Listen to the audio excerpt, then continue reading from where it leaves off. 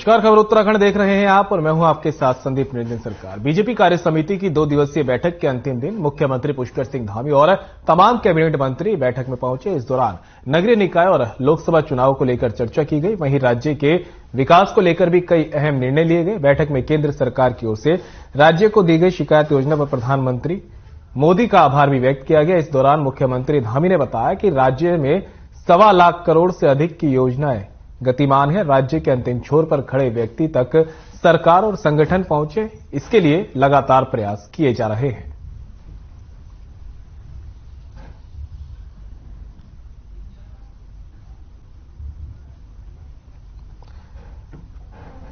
तो बीजेपी की कार्य समिति की 2 दिवसीय बैठक का आज आखिरी दिन रहा, जिसमें मुख्यमंत्री पुष्कर सिंह धामी और तमाम कैबिनेट मंत्रियों ने शिरकत की। इस दौरान नगरीय निकाय और लोकसभा चुनावों को लेकर भी चर्चा की गई। वहीं राज्य के विकास को लेकर भी कई महत्वपूर्ण निर्णय बैठक में लिए गए।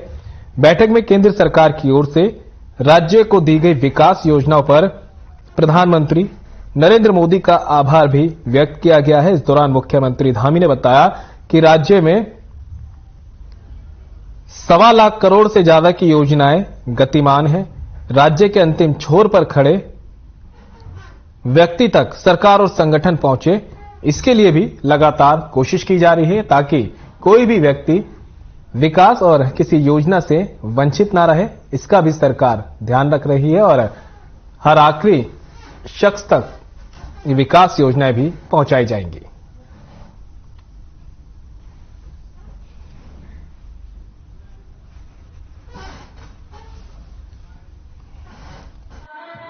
भारत ने इन 8 सालों में जो बुलंदियों को छुआ है, एक भारत श्रेष्ठ भारत की कल्पना को लेकर जो काम केंद्र की सरकार माननीय प्रधानमंत्री नरेंद्र मोदी जी के नेतृत्व में कर रही है, उन सभी पर विस्तार से जो चर्चा हुई है वो यहाँ भी होगी। और उत्तराखंड राज्य से प्रधानमंत्री जी का एक विशेष लगाव शुरू से रहा है। उसके कारण से 1.25 लाख करोड़ से भी ज्यादा की योजनाएं प्रदेश के अंदर वर्तमान में चल रही हैं। लगातार, चाहे आज 4 धाम ऑल वेदर सड़कों की बात हो या हमारे यहाँ पर केदारपुरी का पुनर्निर्माण हो, बद्रीनाथ धाम का मास्टर प्लान हो, हवाई जहाज हवाई अड्डों का विस्तार हो, उन सभी पर तेजी से काम हुआ है। और जो योजनाएं केंद्र की सरकार ने राज्य के लिए दी है, निश्चित रूप से हम प्रधानमंत्री जी का धन्यवाद भी करते हैं। और उत्तराखंड की सरकार भी विभिन्न विषयों को लेकर सरकार और संगठन लगातार उत्तराखंड के अंदर यहाँ के जन सामान्य के जीवन को आगे बढ़ाने के लिए, उनको सहायता पहुंचाने के लिए, एक विश्वास का भाव जगाने के लिए कार्य समिति के माध्यम से बहुत सारे बिंदुओं पर यहाँ पर आज कल से लगातार चर्चा चल रही है कि समाज के अंतिम छोर पर खड़े हुए व्यक्ति तक हमारी सरकार पहुंचे, हमारा संगठन पहुंचे। उसके लिए हम लोग यहाँ पर बात करें। गणतंत्र दिवस की परेड में उत्तराखंड की झांकी मानस खंड को देश में प्रथम स्थान हासिल हुआ है। सीएम पुष्कर सिंह धामी ने इस ऐतिहासिक उपलब्धि के लिए प्रदेशवासियों और झांकी से जुड़ी पूरी टीम को बधाई दी है। गणतंत्र दिवस परेड को अभी तक राजपथ के नाम से जाना जाता था। इस वर्ष उसका नाम बदलकर कर्तव्य पथ रखा गया है। नाम बदलने के बाद कर्तव्य पथ पर गणतंत्र दिवस की पहली परेड थी, जिसमें उत्तराखंड की झांकी मानस खंड को देश में प्रथम स्थान मिलने से इतिहास में उत्तराखंड का नाम दर्ज हो गया। मुख्यमंत्री पुष्कर सिंह धामी ने इस उपलब्धि के लिए प्रदेशवासियों को बधाई देते हुए कहा, यह उपलब्धि हम सबके लिए गौरवशाली पल है। मुख्यमंत्री ने कहा कि पुराणों में गढ़वाल का केदारखंड और कुमाऊं का मानसखंड के रूप में वर्णन किया गया है।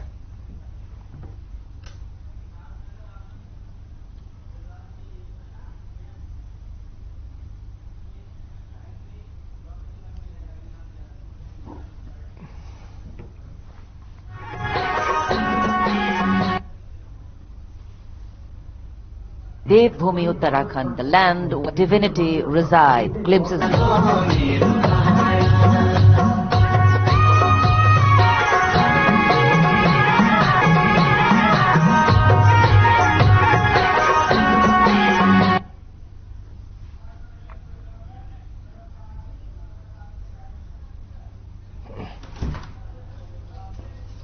और इस बीच विकासनगर से एक बड़ी खबर सामने आ रही है, जहां पर बर्फबारी और बारिश की वजह से ठंड बढ़ती जा रही है। इस वक्त की बड़ी खबर से आपको रूबरू करा रहे हैं, जहां पर विकासनगर से आ रही है बर्फबारी और बरसात ने ठंड बढ़ा दी है। बदलते मौसम ने बढ़ाई लोगों की परेशानियां। चक्राता क्षेत्रों में बर्फ की सफेद चादर, सेब की फसल के लिए फायदेमंद बर्फबारी से होटल व्यवसायियों के खिले चेहरे।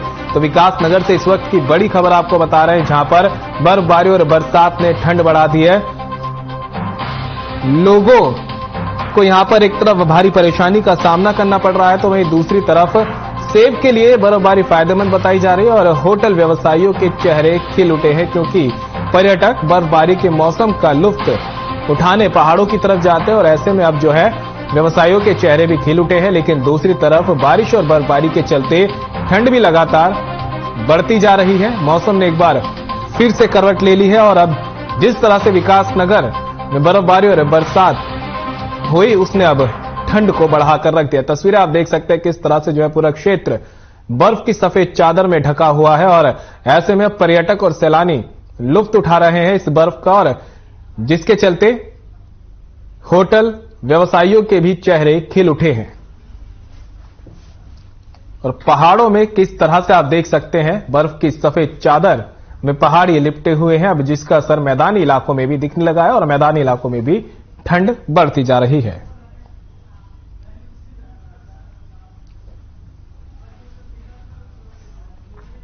अंडर 19 महिला T20 विश्व कप के फाइनल में भारत ने इंग्लैंड को 7 विकेट से हराकर टूर्नामेंट जीत लिया है। टीम इंडिया ने इस विश्व कप के पहले संस्करण को जीतकर इतिहास रच दिया है। इस जीत की खुशी में देहरादून से सीएम पुष्कर सिंह धामी ने भी ट्वीट कर महिला क्रिकेट टीम को बधाई दी है। सीएम धामी ने क्रिकेट टीम को उनके उत्कृष्ट खेल प्रदर्शन और राष्ट्र को गौरवान्वित करने और खिलाड़ियों को उनके उज्जवल भविष्य की अनंत शुभकामनाएं भी दी है।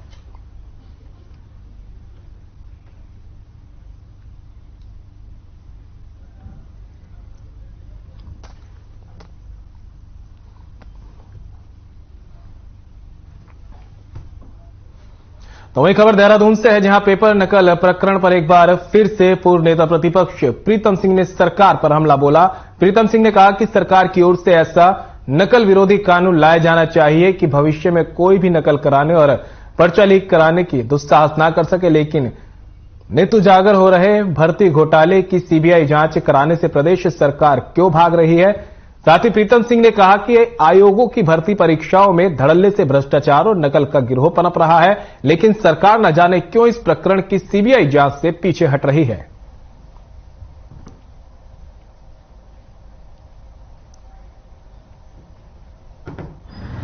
जो भी परीक्षाएं हो रही हैं, उन परीक्षाओं में व्यापक स्तर पर जो है पेपर लीक हो रहा है, भ्रष्टाचार हो रहा है। उसको रोकने के लिए सरकार को सख्त कदम तो उठाने ही पड़ेंगे। तो मैं समझता हूं कि ऐसा हम नकल विरोधी कानून लाएं कि कोई भी जो है दुस्साहस ना कर सके कि वो पर्चा लीक करे या नकल कराने का काम करे। ये अच्छी बात है कि हाई स्कूल, इंटर कॉलेज या विश्वविद्यालय स्तर पर या जो आयोगों के माध्यम से एग्जाम होते हैं, उसमें अगर सरकार ये करती है तो अच्छी शुरुआत है। भारत जोड़ो यात्रा के समापन को लेकर अल्मोड़ा में कांग्रेस कार्यालय में कार्यकर्ताओं ने ध्वजारोहण किया। इस मौके पर पूर्व विधानसभा अध्यक्ष गोविंद सिंह कुंजवाल, पूर्व सांसद प्रदीप टमटा, अल्मोड़ा विधायक मनोज तिवारी सहित अनेक कांग्रेस कार्यकर्ता शामिल रहे। विधायक मनोज तिवारी ने बताया कि भारत जोड़ो यात्रा का समापन हुआ है, जिसको लेकर यहां पर सभी कांग्रेसियों ने ध्वजारोहण किया है। साथ ही कार्यक्रम को लेकर एक बैठक का भी आयोजन किया गया। उन्होंने कहा कि भारत जोड़ो यात्रा से और हाथ से हाथ जोड़ो कार्यक्रम से कांग्रेस को एक बड़ा फायदा मिलेगा।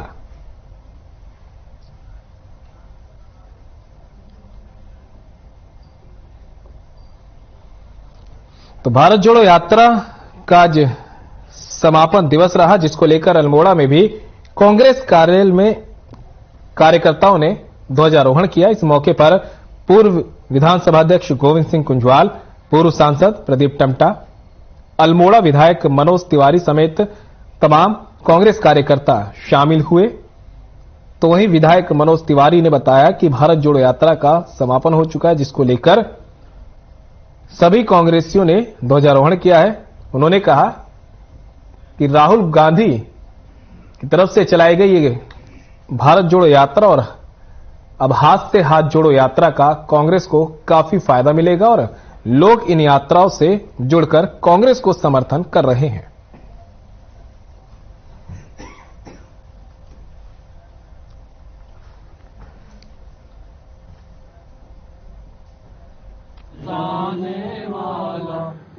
देखिए, आज अखिल भारतीय राष्ट्रीय कांग्रेस कमेटी के जो कन्याकुमारी से लेकर कश्मीर तक भारत जोड़ो यात्रा, नफरत छोड़ो यात्रा थी, आज उसका समापन भी हो रहा है। और वहीं हाथ से हाथ जोड़ो, जो उसी श्रृंखला में दूसरा कार्यक्रम आयोजित हो रहा है, तो उसी के तहत आज यहाँ पर बैठक आयोजित की गई है। तो इन सारी चीजों को लेके भारत जोड़ो यात्रा के संबंध में और हाथ से हाथ जोड़ो यात्रा को किस तरह से यहाँ पर इस जिले में सफल बनाएं, उसको लेके यहाँ पर आयोजित किए गए। तो इसको लेके यहाँ पर बैठक आयोजित की है और उसके साथ साथ स्वर्गीय इंदिरा गांधी जी को भी हम अपना श्रद्धासुमन इस अवसर पर अर्पित करते हैं। राष्ट्रपिता महात्मा गांधी की शहादत के मद्देनजर कांग्रेस पार्टी द्वारा देशव्यापी अभियान चलाया जा रहा है। देहरादून में भी महात्मा गांधी के चित्र पर श्रद्धा सुमन अर्पित कर और कांग्रेस कार्यालय से महात्मा गांधी की प्रतिमा तक मानव श्रृंखला बनाकर महात्मा गांधी को कांग्रेस कार्यकर्ताओं ने श्रद्धांजलि दी। साथ ही आज के दिन कांग्रेस की भारत जोड़ो यात्रा का समापन कश्मीर में किया गया, जिसको लेकर भी कांग्रेस के उपाध्यक्ष सूर्यकांत धस्माना ने अपनी प्रतिक्रिया दी है। तो कांग्रेस ने एक तरफ जहां राष्ट्रपिता महात्मा गांधी को श्रद्धांजलि अर्पित कर याद किया, वहीं दूसरी तरफ भारत जोड़ो यात्रा का अंतिम दिन भी आज रहा। देहरादून में भी महात्मा गांधी के चित्र पर श्रद्धा सुमन अर्पित कर कांग्रेस कार्यालय में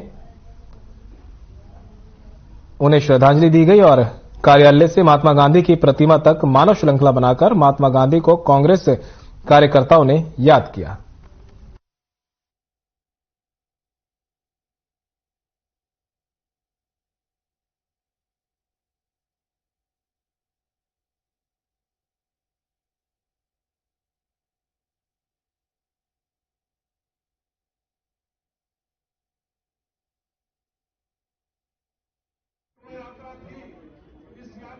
आज एक तो बापू को श्रद्धासुमन अर्पित कर रहे हैं। आज ही के दिन अहिंसा के उस पुजारी की हिंसक प्रवृत्ति वाले लोगों ने, विचारधारा वाले लोगों ने गोली मार करके हत्या की थी। एक निहत्थे महात्मा की हिंसक एक पागल ने जिस प्रकार से गोली मारी थी, आज हम बापू को याद कर रहे हैं, उनको श्रद्धासुमन अर्पित कर रहे हैं। मानव श्रृंखला यहाँ पे बन रही है और आज भारत जोड़ो यात्रा का भी समापन श्रीनगर में हो रहा है।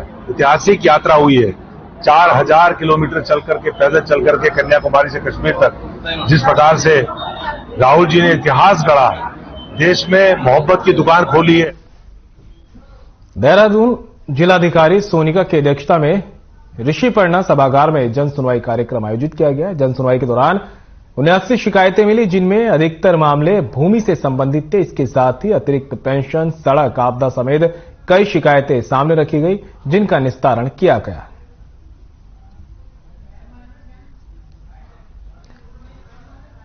तो देहरादून जिलाधिकारी सोनिका की अध्यक्षता में ऋषिपर्णा सभागार में जन सुनवाई का आयोजन किया गया और इस जन सुनवाई में 79 शिकायतें मिली, जिनमें अधिकतर मामले जमीन से संबंधित थे और इसके साथ ही अतिरिक्त पेंशन, सड़क, आपदा समेत कई शिकायतें भी सामने आई, जिन्हें जिलाधिकारी ने सुना और संबंधित अधिकारियों को इनके निस्तारण के निर्देश दिए गए।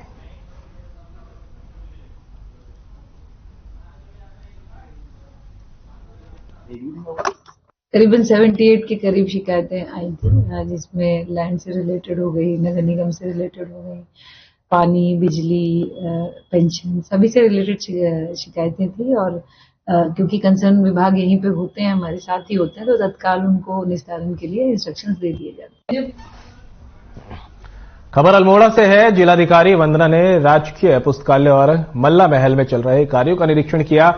इस दौरान जिलाधिकारी ने पुस्तकालय पहुंचकर पुस्तकालय के संचालन और व्यवस्थाओं का जायजा लिया। वहीं व्यवस्थाओं को और अधिक मजबूत करने के लिए मुख्य शिक्षा अधिकारी को जरूरी दिशा निर्देश दिए गए। जिलाधिकारी ने पुस्तकालय में कंप्यूटर कक्ष बनाने और पुस्तकालय में साफ सफाई की समुचित व्यवस्था करने के निर्देश दिए। उन्होंने कहा कि पाठकों के लिए नई किताबों की भी व्यवस्था जल्द की जाएगी।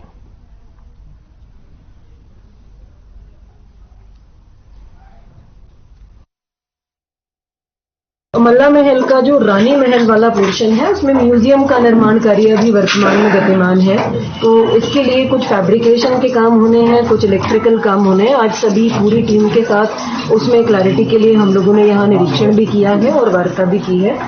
इसमें प्रत्येक शुक्रवार को सारी टीम जो है वो रिव्यू भी करेगी और काम को जल्दी शुरू करके हमारी।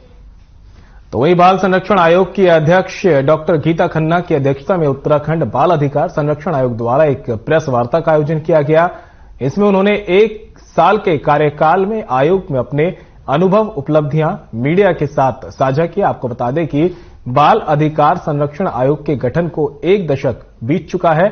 इस बीच आयोग ने अपने आपको एक सशक्त बाल अधिकारों के पहरेदारों के रूप में साबित करने का काम किया है।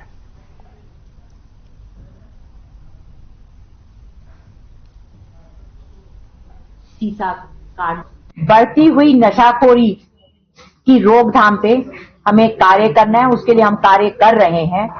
और साथ ही हमारा हर बच्चा स्कूली शिक्षा तक पहुंचे और उसको जाने में और आने में जो कठिनाइयां होती हैं उनको हम एड्रेस कर सकें। पॉक्सो कोर्ट हमारा हर डिस्ट्रिक्ट में संचालित है, पर वहां की कार्य प्रणाली को हम चाइल्ड फ्रेंडली बना सके। हमारे अस्पताल, विद्यालय, पार्क, सड़कें, मॉल, कोई भी public place child friendly space की तरह एस्टैब्लिश्ड हो, इस पर भी हम लोग कार्य कर रहे हैं। लालकुआं तराई पूर्वी वन प्रभाग के अंतर्गत पहली बार वन विभाग और ओरिएंटल टेल्स की संयुक्त टीम ने स्थानीय और प्रवासी पक्षियों की गणना की, जिसमें लगभग 190 प्रजातियों के पक्षियों को गणना के तहत चयनित किया गया, जिसमें लगभग 20% प्रवासी पक्षी पाए गए। इधर जानकारी देते हुए हल्द्वानी के तराई पूर्वी वन प्रभाग के प्रभागीय वन अधिकारी संदीप कुमार ने बताया कि यह पहला मौका है जब एक संस्था के साथ वन विभाग द्वारा स्थानीय और प्रवासी पक्षियों की गणना का कार्यक्रम चलाया गया, जिसमें 190 प्रजातियों के पक्षी भी शामिल हैं। उन्होंने बताया कि इको टूरिज्म को बढ़ावा देने के लिए यह संयुक्त प्रयास काफी सफल रहा और भविष्य में भी संचालित किया जाता रहेगा। वहीं ओरिएंटल टेल्स संस्थान के फाउंडर अमित शांकले ने जानकारी देते हुए बताया कि इससे पूर्व नैनीताल जनपद में ही अन्य स्थानों पर स्थानीय व प्रवासी पक्षियों की गणना की गई, जबकि तराई पूर्वी में वन विभाग के साथ मिलकर यह पहला पक्षियों की गणना का कार्यक्रम चलाया गया। तो लालकुआं के तराई पूर्वी वन विभाग के अंतर्गत पहली बार वन विभाग और ओरिएंटल टेल्स की संयुक्त टीम ने स्थानीय और प्रवासी पक्षियों की गणना की गई। करीब 190 प्रजातियों के पक्षियों की गणना की गई और चयनित किया गया, जिसमें सामने आया कि 20% पक्षी जो हैं वो प्रवासी पाए गए हैं। तो वही जानकारी देते हुए हल्द्वानी के तराई पूर्वी वन प्रभाग के प्रभारी वनाधिकारी संदीप कुमार ने बताया कि पहला मौका है जब एक संस्था के साथ वन विभाग ने मिलकर प्रवासी पक्षियों की गणना की और कार्यक्रम चलाया गया है। अब आगे भी इस तरह का कार्यक्रम ये जारी रहेगा।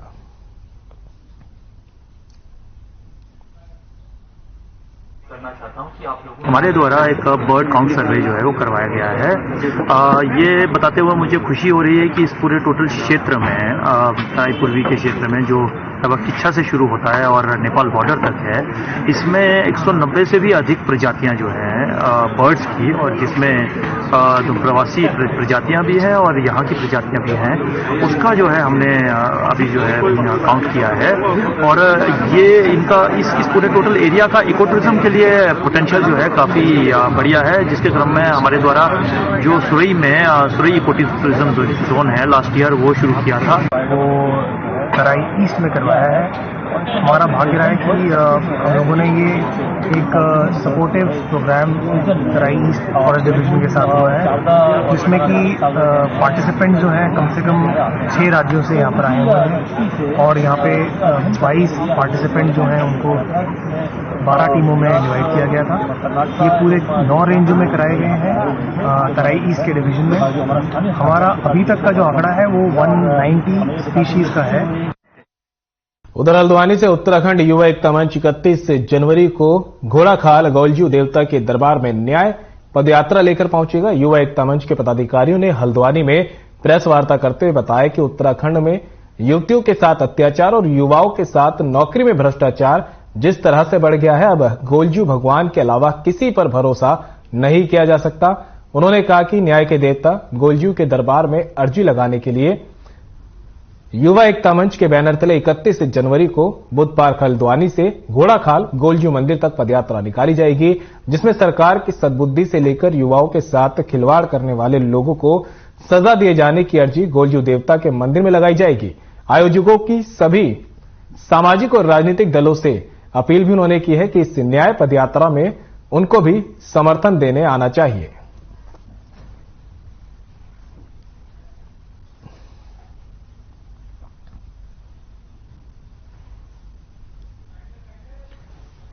तो हल्द्वानी से उत्तराखंड युवा एकता मंच अब 31 जनवरी को घोड़ाखाल गौलजू देवता के दरबार तक एक पदयात्रा का आयोजन करेगा, जिसमें प्रेस कॉन्फ्रेंस करके जानकारी दी गई है। युवा एकता मंच का आरोप है कि जिस तरह से प्रदेश में भ्रष्टाचार फैलता जा रहा है, महिलाएं सुरक्षित नहीं है और बेरोजगारी का स्तर जिस तरह से बढ़ता जा रहा है, अब उन्हें सिर्फ गौलजू देवता पर ही भरोसा रहा है। अब वे ही कुछ कर सकते हैं। प्रदेश सरकार पर उन्होंने कुछ ना करने का आरोप लगाया। साथ ही उन्होंने ये भी कहा कि वहां पहुंचकर अर्जी लगाई जाएगी कि प्रदेश सरकार को सद्बुद्धि दे और जो भी प्रदेश में घटित हो रहा है उस पर लगाम लगाई जा सके। साथ ही आयोजकों की सभी सामाजिक राजनीतिक दलों से अपील भी की गई है कि वे भी इस न्याय पदयात्रा में उनको समर्थन देने के लिए पहुंचे।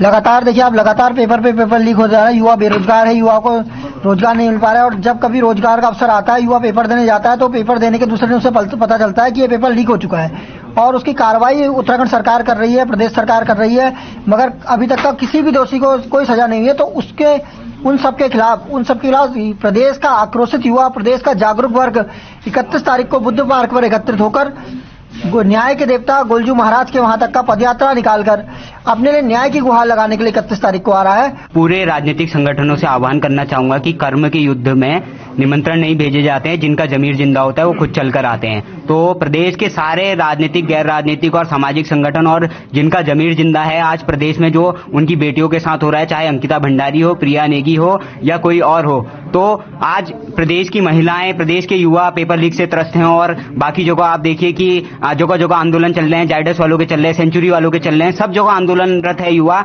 आज युवा प्राइवेट नौकरी में जाता है तो प्राइवेट नौकरियों में शोषण होता है, आज अगर वो सरकारी नौकरी की तैयारी करने जाता है तो पेपर लीक हो जाता है। तो मैं पूछना चाहूंगा कि युवा जाएगा कहां? क्या खबर देहरादून से है, जहां मुख्यमंत्री पुष्कर सिंह धामी के निर्देशों पर 23 जनवरी से पूरे प्रदेश में विद्युत समस्या समाधान शिविर का आयोजन किया जा रहा है। प्रत्येक विकास खंड में कम से कम 7 से 8 कैंप आयोजित किए जा रहे हैं। कैंपों में बिजली के बिलों में गड़बड़ी, खराब मीटर, लो वोल्टेज ट्रांसफार्मर आदि शिकायतों का तत्काल निस्तारण किया जा रहा है। इसमें अहम बात यह है कि विकासखंड स्तर पर आयोजित किए जा रहे इन कैंपों की सीधी मॉनिटरिंग ऊर्जा भवन देहरादून से की जा रही है, जहां निगम के एमडी अनिल कुमार रोजाना कैंप का अपडेट ले रहे हैं।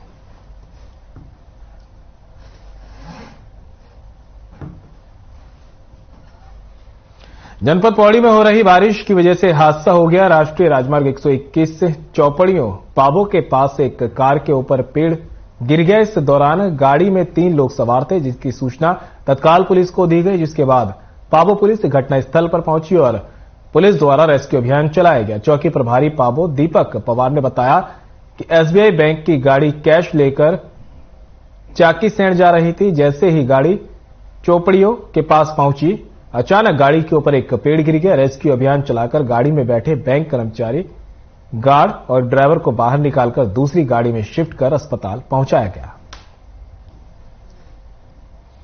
तो जिस तरह से पौड़ी में लगातार बारिश हो रही है, अब इस बीच हादसे की खबर भी सामने आई है। पेड़ टूटकर गाड़ी पर गिर गया। तस्वीरें आप देख सकते हैं किस तरह का ये हादसा रहा होगा कि गाड़ी आगे से पूरी तरह से टूट चुकी है और सूचना इसकी तत्काल पुलिस को दी गई। बता दें कि राष्ट्रीय राजमार्ग 121 चौपड़ियों पाबो के पास यह हादसा हुआ है और पाबो पुलिस को सूचना मिली, जिसके बाद वो मौके पर पहुंची और रेस्क्यू अभियान चलाया गया। चौकी प्रभारी ने बताया कि एसबीआई बैंक की गाड़ी कैश लेकर चाकीसैंण जा रही थी। इस बीच वो चौपड़ियों के पास पहुंची और अचानक यह हादसा हो गया, जिसके बाद बैंक कर्मचारी, गार्ड और ड्राइवर को बाहर निकालकर अस्पताल में इलाज के लिए भेजा गया।